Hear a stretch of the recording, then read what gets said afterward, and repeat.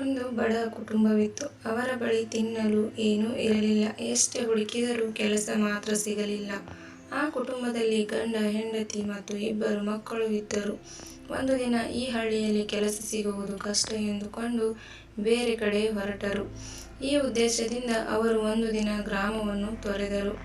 ರಾತ್ರಿ ಮರದ ಕೆಳಗೆ ಕಳೆಯುವ ಯೋಚನೆ ಮಾಡಿದರು. ಗಂಡ ತನ್ನ ಒಬ್ಬ ಮಗನನ್ನು ಕಟ್ಟಿಗೆ ತರಲು ಮತ್ತು ಇನ್ನೊಬ್ಬನನ್ನು ನೀರು ತರಲು ಕಳುಹಿಸಿದನು ಮತ್ತು ಅವನು ಹೆಂಡತಿಗೆ ಒಲೆ ಮಾಡಲು ಹೇಳಿದನು. ಅವನು ಸ್ಥಳವನ್ನು ಸ್ವಚ್ಛಗೊಳಿಸಿದನು. ನಾಲ್ವರು ಅವರವರ ಕೆಲಸ ಮಾಡಿದರು. ಒಲೆಯ ಮೇಲೆ ಇಟ್ಟ ನೀರು ಬಿಸಿಯಾಗತೊಡಗಿತು. ಆ ಮರದ ಮೇಲೆ ಒಂದು ಪಕ್ಷಿ ವಾಸಿಸುತ್ತಿತ್ತು. ಅದು ಇವರನ್ನು ನೋಡಿ, ಇವರೆಂಥ ಮೂರ್ಖರು, ಇವರ ಬಳಿ ಅಡುಗೆ ಮಾಡಲು ಏನೂ ಇಲ್ಲ, ಆದರೂ ಇವರು ಒಲೆ ಹಚ್ಚಿದ್ದಾರಲ್ಲ ಎಂದು ಅಂದುಕೊಂಡಿತು.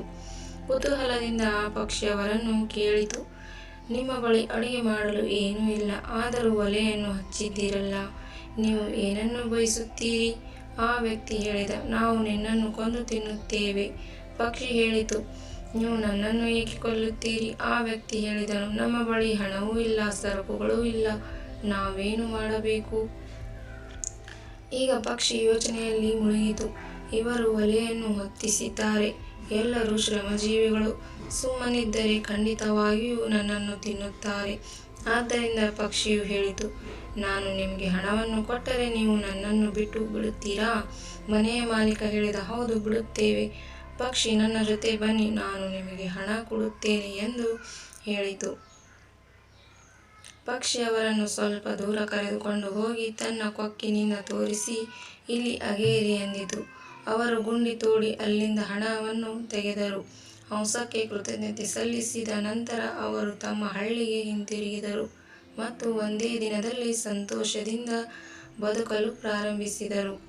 ಈಗ ಅವರ ಮನೆಯಲ್ಲಿ ಯಾವುದಕ್ಕೆ ಕೊರತೆ ಇರಲಿಲ್ಲ. ಪಕ್ಕದ ಮನೆಯವನಿಗೆ ಈ ಕುಟುಂಬದವರು ಹೇಗೆ ಇಷ್ಟು ಶ್ರೀಮಂತರಾದರು ಎನ್ನುವ ಬಗ್ಗೆ ತಿಳಿದುಕೊಳ್ಳಲು ಬಯಸಿದನು. ಅವನು ಚಿಕ್ಕ ಹುಡುಗನನ್ನು ಕರೆದು ಎಲ್ಲವನ್ನೂ ಕೇಳಿ ತಿಳಿದುಕೊಂಡನು. ಅವನಿಗೆ ಇಬ್ಬರು ಮಕ್ಕಳಿದ್ದರು. ಅವರು ಇದೇ ಪ್ಲಾನ್ ಮಾಡಿಕೊಂಡು ಹೋದರು. ಅವರು ಅದೇ ಮರದ ಕೆಳಗೆ ಬೀಡು ಬಿಟ್ಟಿದ್ದರು. ಆ ವ್ಯಕ್ತಿ ತನ್ನ ಹಿರಿಯ ಮಗನಿಗೆ ಕಟ್ಟಿಗೆ ತರಲು ಹೇಳಿದನು ಮತ್ತು ಕಿರಿಯ ಮಗನಿಗೆ ನೀರು ತರಲು ಹೇಳಿದನು, ಆದರೆ ಇಬ್ಬರು ಹೋಗಲು ಹಿಂಜರಿದರು.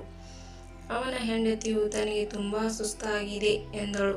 ಅವನಿಗೆ ನೀರು ತರಲು ಮತ್ತು ಕಟ್ಟಿಗೆ ಸಂಗ್ರಹ ಮಾಡಿ ನೀರನ್ನು ಕಾಯಿಸಲು ಪ್ರಾರಂಭಿಸಿದನು. ಆ ಪಕ್ಷಿ ಮತ್ತೆ ಬಂದು ತಿನ್ನಲು ಏನೂ ಇಲ್ಲವೆಂದರೂ ನೀರನ್ನು ಏಕೆ ಕಾಯಿಸುತ್ತಿದ್ದೀರಿ ಎಂದಿತು. ಮನುಷ್ಯನು ನಿನ್ನನ್ನು ಕೊಂದು ತಿನ್ನಲು ಎಂದು ಹೇಳಿದನು. ಪಕ್ಷಿ ಮುಗುಳ್ನಕ್ಕು ಹೇಳಿತು, ಕೊಲ್ಲುವವರು 3 ದಿನಗಳ ಹಿಂದೆ ಬಂದಿದ್ದರು. ನಿಮ್ಮ ಸಮಯವನ್ನು ವ್ಯರ್ಥ ಮಾಡಬೇಡಿ, ಮನೆಗೆ ಹೋಗಿ ನನ್ನನ್ನು ಹೇಗೆ ಕೊಲ್ಲುತ್ತೀರಿ? ನೀವೇ ನಿಮ್ಮೊಂದಿಗೆ ಜಗಳವಾಡುತ್ತಿದ್ದೀರಿ, ಕೆಲಸ ಮಾಡುವವರು ಯಾವತ್ತೂ ಜಗಳವಾಡುವುದಿಲ್ಲ ಎಂದು ಹೇಳಿ ಅಲ್ಲಿಂದ ಹಾರಿ ಹೋಯಿತು.